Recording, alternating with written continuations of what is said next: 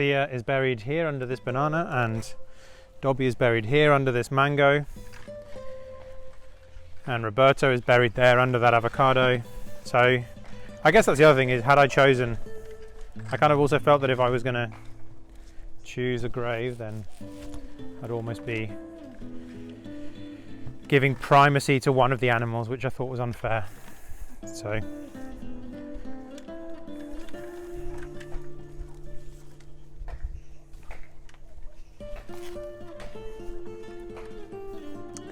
this thing is absolutely massive, and it was, when we planted it in, it was like this size. Wow. Basically like that size, like the one behind. This shoots in the same way bananas do, like the little one. Mm-hmm. It was that size, and look at this giant thing now. So we're in El Campanario, and it's a space which emerged because of a need to have more space to be able to process organics from a number of different green businesses that we work with in the city of Campeche. We were already doing a lot of this stuff in a limited space, but then there was another NGO, quasi-governmental NGO, the Patronato, that found out about us and then asked us what it was that we needed in order to be able to process more organics and work with more businesses. And we said basically we needed a bit of land to do that. So then there was a series of conversations which took place, and then this land was donated on a long-term lease for us to be able to generate. Well, partly to be able to process those organics, but also, of course, as always with these things, in a circular economy and in a sustainability context, also inevitably processing organics gives opportunity. It's a resource and possibility for rebirth. So obviously then that meant that we could then have a series of rescue animals, because then some of the organics could feed those rescue animals. It also meant that through the process by which they digest and poop that stuff out, and also through the generation of compost from some of the materials like onions and various other things, chilies as well, which we can't really use with animals, then that also means that when you then use that compost, it tends to generate a life of its own. So seeds within that fertilized soil, compost, whatever, however you want to look at it, then begin a second life. And so the reason why there's so much growing here as well is because then that process of organics from green businesses then morphs into different processes which necessitate, if you're going to be working to best effect with these things, a number of different things to happen. Growing would be the obvious next thing, and then alongside growing, because a lot of the stuff, the organics that we have is vegetables and fruit and stuff, is the fact that there's a lot of stuff here which then grows, which is then also useful for us in terms of I guess kind of food autonomy. We're here at La Pagoda, which is one of our green businesses. We collect their organic waste every day. They separate it for us into citruses, because we can't put citruses directly into the compost. Lettuce, onions, various things like that. And also their cardboard waste as well, which we can use to put on the fire, that kind of stuff. We do this every day. We just exchange buckets with them. They're a really great green business. Part of their separation of waste as well, like, reduces the amount of stuff that they send to landfill and things like that.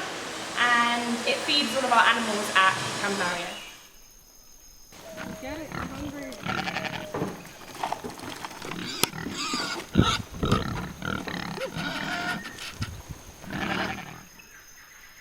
En el centro comunitario del Campanario. Es justo donde está, aquí a un costado del camino, a mano derecha, que hay unas banquitas. Ahí me gusta porque, número uno, hay sombrita.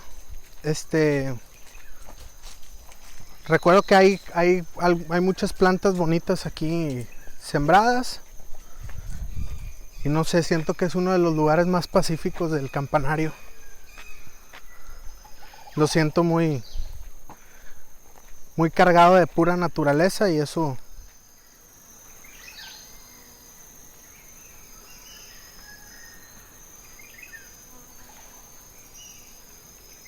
But here's my pineapple, and the first thing I planted when I was assigned this little garden right here. It looks a little sad, but they take about 18 months to fruit.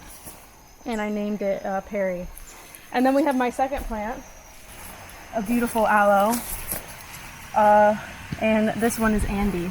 So I planted this guy 2 weeks ago, and aloes are really great and they grow pretty fast. As you can see, those are a lot of big aloes. I've been trying to look after these citrus trees that have been needing a lot of water. So this is one citrus. This is a much bigger one that needs to be watered, which you can tell because it's all wilted here. And then that's a tiny little baby citrus. And we also have a hibiscus tree right here, but it needs to fruit. And then as I clear more of this back here, there is some sweet potato that's on the ground. You can't really see it, but I need to weed around it and kind of plant it again, and then clear more of this out to plant more. So that is the goal, and I hope I don't kill anything in the process because my plants look a little sad, but they're very new, so I think it's okay. We'll see what happens.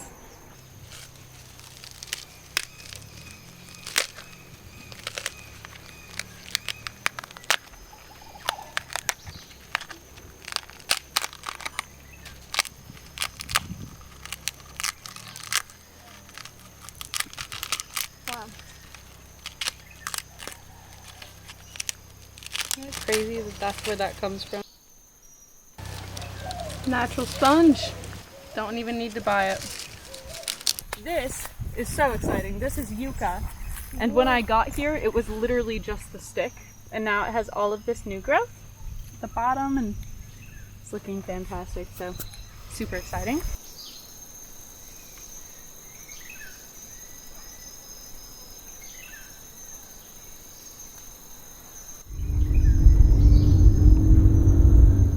I say Campeche is quite concrete.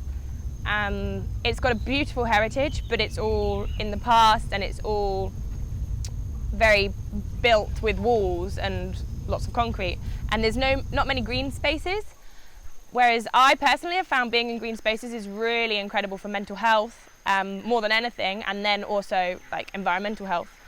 It's benefited the community in ways that we can't put on a piece of paper and we can't write down, because even just people being able to come out and breathe fresh air, and obviously Campeche is by the sea, so the air pollution isn't as big of an issue, but it's still bringing people into a space where, like, there's studies that say that like staring at a tree improves mental health, and we have a lot of trees, so even if it just improves someone's life in that way, I'd say that that's a pretty good job.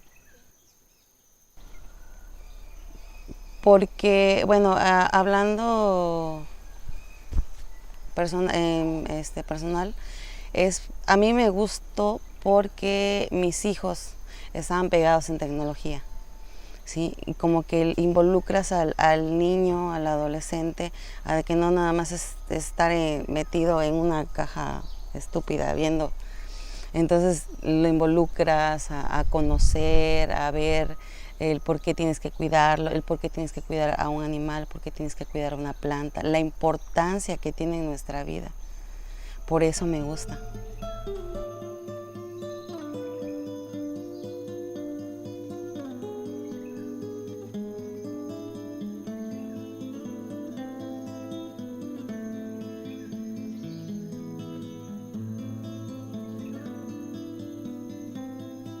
The word I would use, which is not respected in a development context or even in a modern day context, is magic.